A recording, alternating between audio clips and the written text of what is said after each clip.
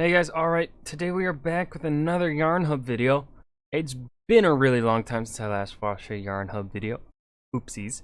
But we're back. This is when one tank defeated 22 German tanks. How? I don't know. I don't think I've ever heard this story before. This animation looks different than what I remember from Yarnhub. So this might be a newer video. I think it's a newer video. It looked like it was from this year, I think, when I clicked on it. Anyways, you guys already know I love Yarnhub. I think they always make great content. They specialize really in I think it's mainly World War II. Then they also do a lot of World War I. But they mainly do the World Wars, and they make excellent content there. Sadly, it's usually on stuff that I don't really know about, so I feel like my reactions aren't the best to these types of videos. So, yeah, which sucks. Even though I love their videos, I want to watch them more.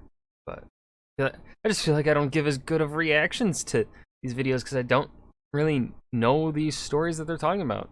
Just kind of here to learn. So yeah, if you guys don't know this story, or maybe you've not seen the video from Yarnhub yet, go ahead and give Yarnhub a subscription. They deserve all the love. And I don't know why I'm rambling. I feel like I'm just trying to make up words because this is a shorter video. But anyways, let's go ahead and learn about the one tank that defeated 22 German tanks, and there is a cat on a rock.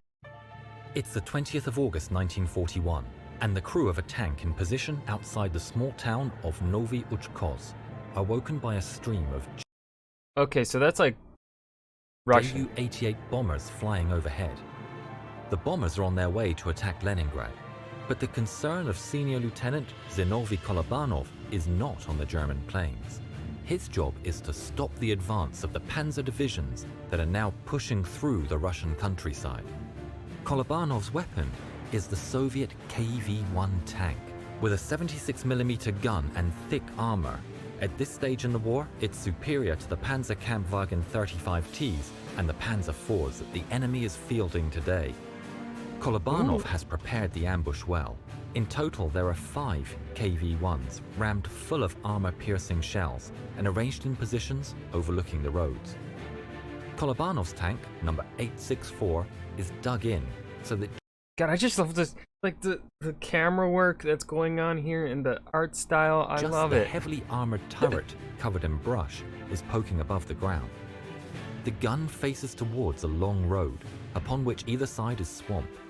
At the end of the road is a turn, so any approaching tanks will need to slow down to make the turn.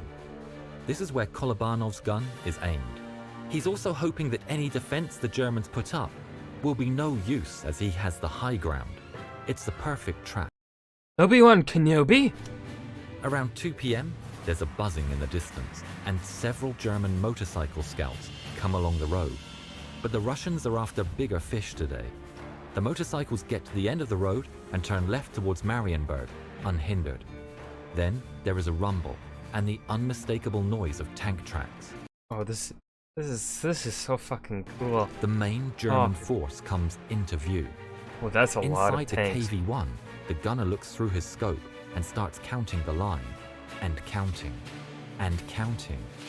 It's a huge line of 22 tanks and 2 anti-tank guns. The numbers are huge, but fortunately, the Russian crew are relieved to find at least there are no heavy tanks snaking along the road today. The road is now full of German machinery, and the lead tank gets to the end of the road and slows down for the turn. Kolobanov... Yeah, you hit the... So, if I'm remembering a potential history video right, where he talked about Fury, I think he said that when it comes to ambushing tanks, you always hit the lead tank first, because then that stops the tanks behind him, and then you hit the tank that's all the way at the end. They can't retreat. I think that's how it was. To his gunner, Andrei Usov. The work is about to begin. Usov readies himself in the tense moments before the battle begins. This is so well made. And then lets loose his first of many shots on that fateful day. There's a boom, and the tank... and the falling of the brush that they used for cover. Oh, chef's kiss, Yarnhub. This is This is amazing. Jerks back under the recoil as a 76mm armor-piercing round Oh, and we're flies across the following the Russian round? countryside Okay. and rips into the lead panzer. Boom. It's a critical hit. The Germans are dumbfounded. Was it a mine or something else? The tanks start to bunch together as they stop, boxing each other in. Oh, Then another boom as the second tank is that dude just fucking yeeted into a hit. tree. The third shot also hits the second tank, destroying it. Now the Germans know they're being attacked. They signal to try and back up the rear of the column, but Kolobanov and Usov are there before them.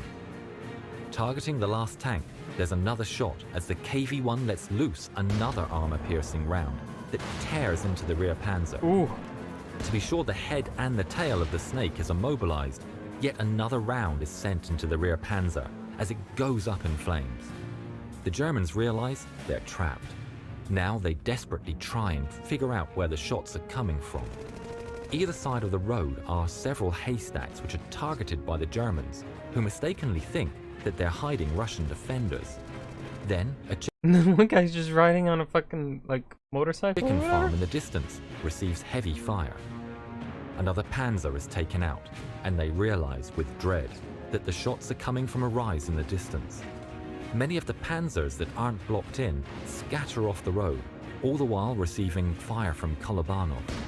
But soon, their thin tracks get them bogged down in the swampy ground. Oh, shit. Targeting the rise in the distance, the panzers start the return fire. Inside the KV-1, there is a resounding clang as the turret is hit.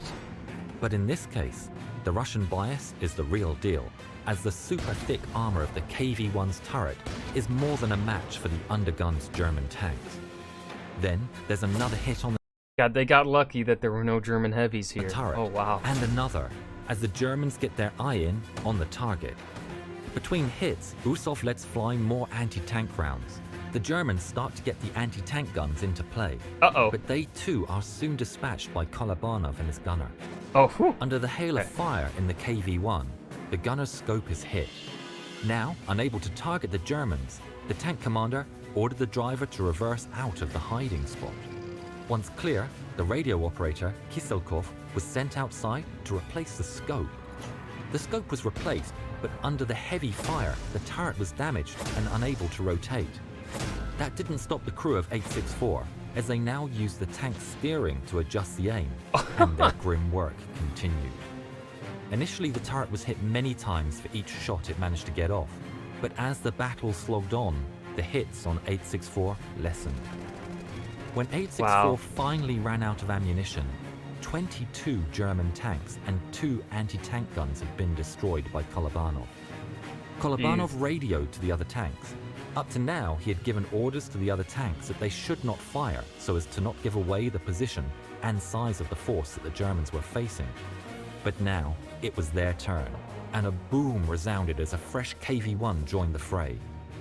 Finally, the total tally on that day was 43 German tanks destroyed, for not even one Russian tank. That Wow. isn't to say that 864 got out unscathed.